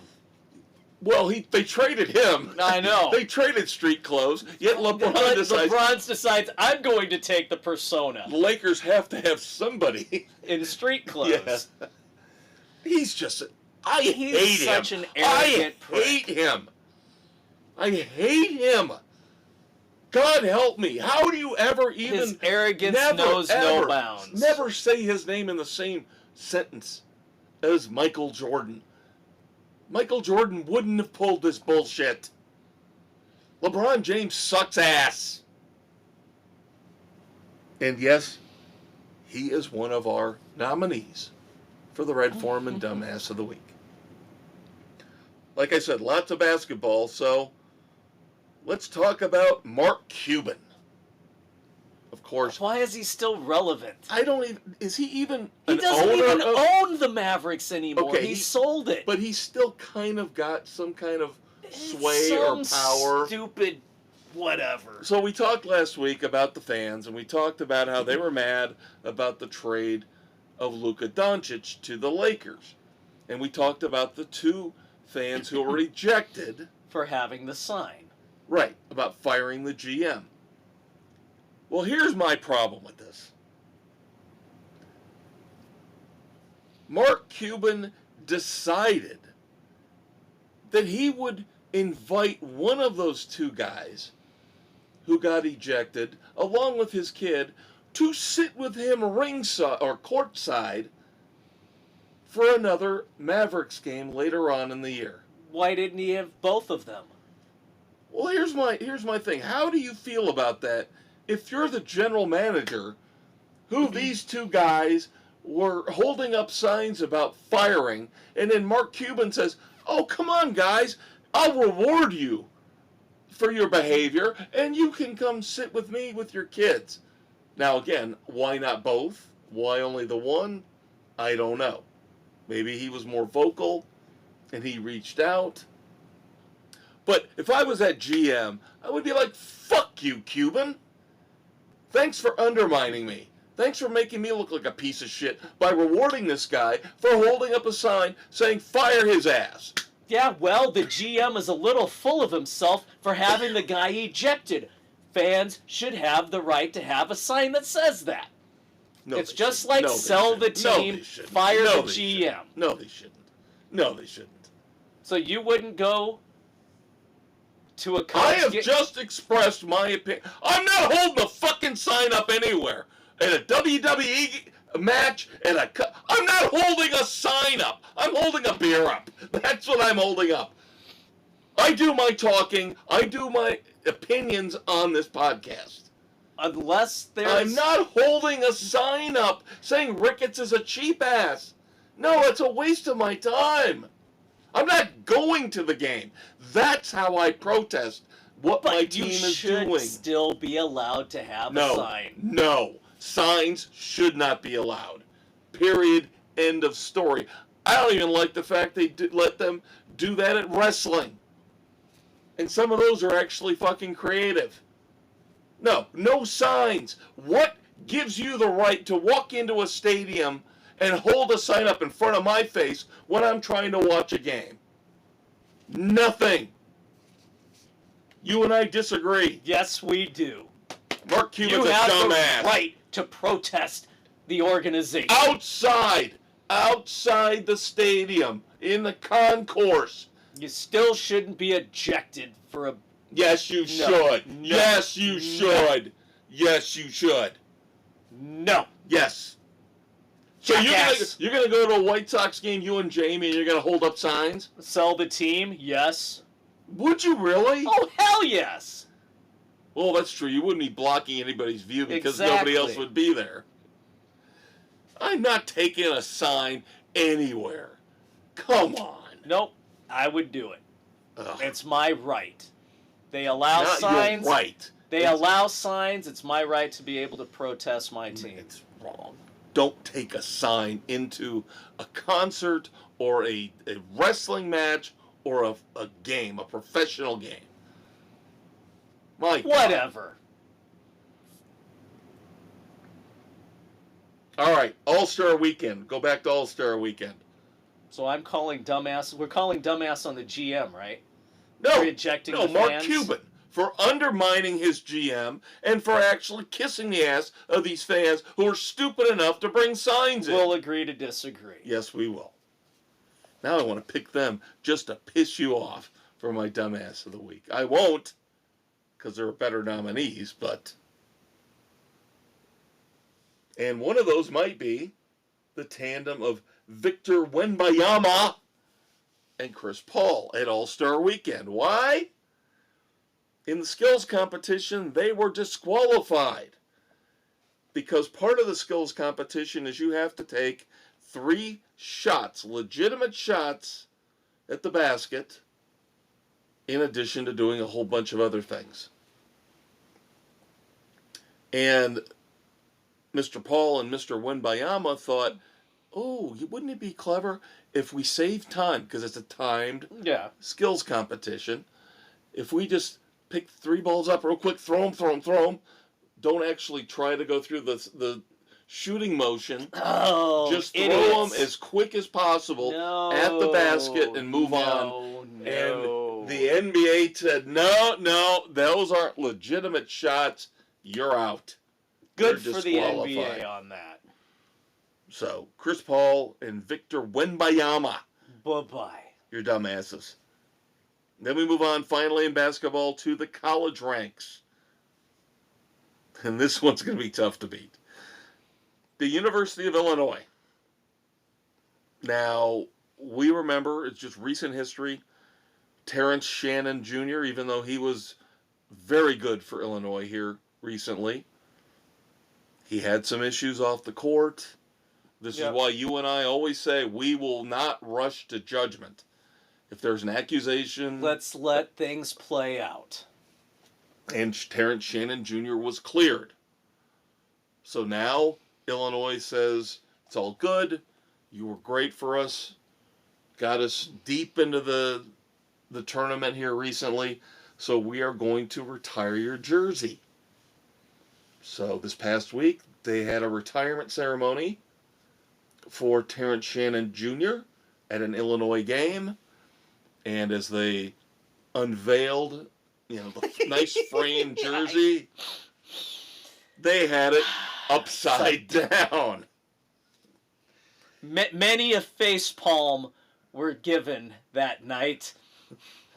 And the great thing about it, I read today, and again, do not rush to judgment on people. We heard all this nasty stuff about this guy, and again, he was exonerated. Yep. And it seems like he's got a good head on his shoulders. He's turned around, and now he's printing shirts with the upside down jersey. Great shirt. Great way to take an absolutely dumbass move by the University of Illinois. And have some fun with it. Yep. So, now the dumbass part of this, of course, is the University of Illinois. Yes. You had one job. I don't understand what the Angels think they're going to accomplish here. But Mike Trout and the LA Angels have announced that Mr. Trout will no longer play center field. He will move to right field now to avoid injury issues in the future. How about you just make him a DH? I know, I don't understand that either, but they say Why they are tried you that. adding the extra wear and tear? I don't know. Put him at first base. It's so stupid. It's so stupid. It's He's dumb. a China doll. You look at him the wrong way, he's going to strain a groin muscle and be out for 3 months. Oh, my knee. Oh, my elbow. And I will tell you, I will already say this. When he is up for the Hall of Fame and they put him in, I will be the I first will call one. bullshit. I'll be right with you. He's a compiler. And the fact that he did not play that much makes it even worse. How he got the number of MVPs he has is beyond me. I was never overly impressed with him. Sorry. But he's not a winner. He's not a winner. No. And that's the thing. I tend to Is he care a good, about is he a good championships. player? Yes, he's a good player. Is he a great player? No, he's not a great player. He doesn't elevate anyone around him. But he doesn't win either.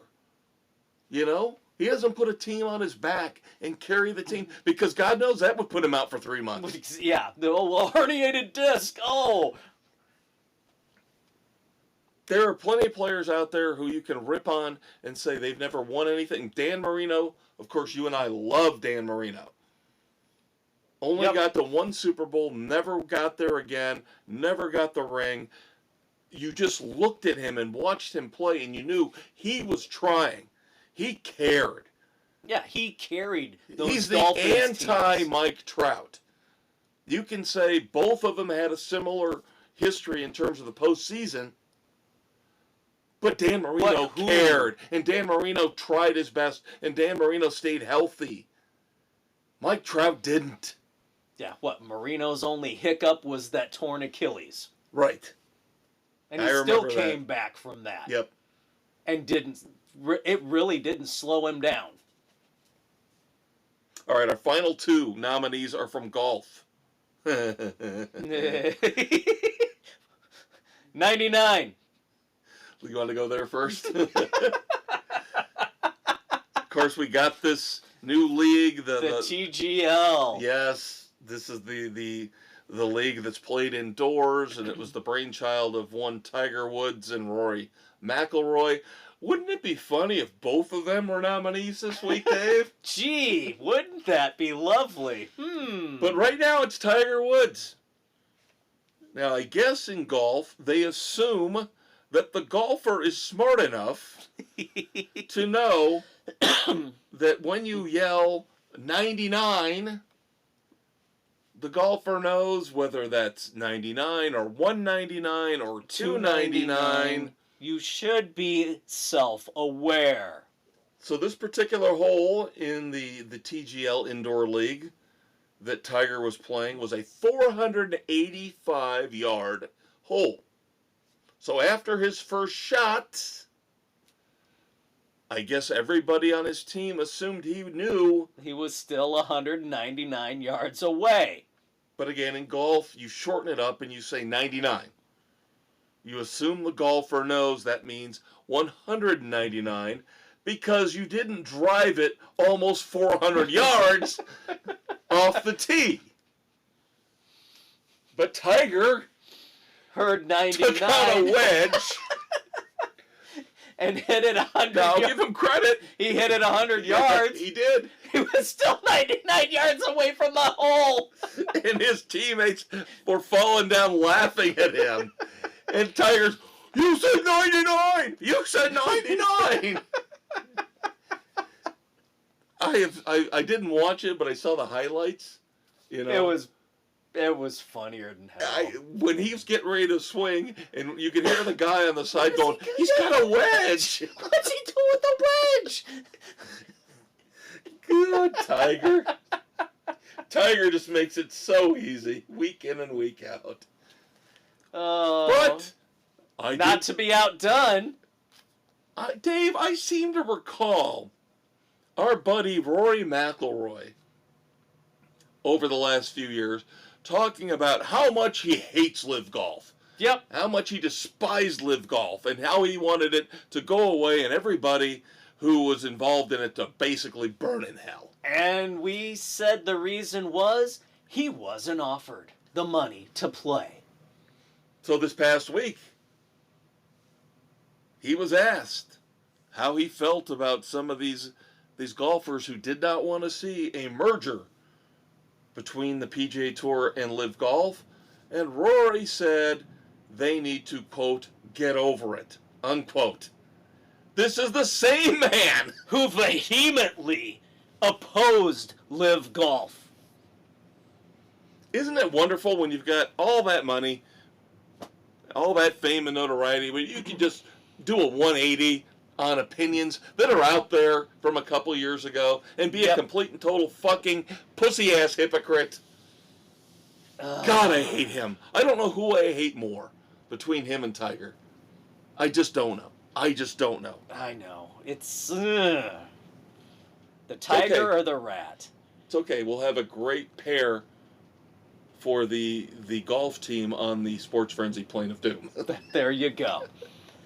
Oh, so who gets it this week? Oh, I do so like to pile on LeBron, but I'm sorry. When you have a ceremony that you can't get right, I have to give it to Illinois.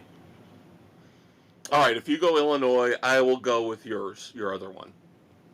If you'll take Illinois, I'll take LeBron. Well, there you go. Because we got it covered. It's tasteless, such a piece of classless. crap.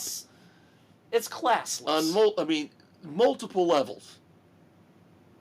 You know, and we didn't even talk about the fact he's insulting the brand and the league by his behavior.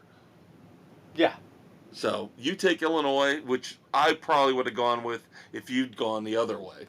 So we got it covered. Those are the two that stand out by far. Tiger's a close third. That's just funny.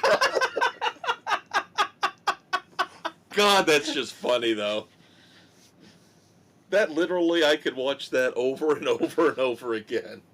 Hearing, he's got a wedge. What's he doing? Oh, it's fun, kids. We hope you're having as much fun out there in Vietnam or wherever you are as we are here as we wrap up another wonderful politically incorrect sports commentary edition of Sports Frenzy 2.0. Do not forget to check out the weekend edition, where we help you get through the hangover that you'll have from Friday night. That's coming up, of course, this coming Saturday morning, the 22nd of February. We've already run through the stuff we're going to be talking about. There'll be plenty of other fun things, including nominees in the pop culture world for Dumbass of the Week. Because Red Foreman doesn't get any time off. Nope. Red's putting the golden boot up somebody's ass all the time. But until we get to Saturday morning, that's your uncle Dave, the Conquistador, Dave Height. That's your Uncle Kev, Kevin Crane the Maestro. Say goodnight to the kids, Dave. Good night to the kids, Dave.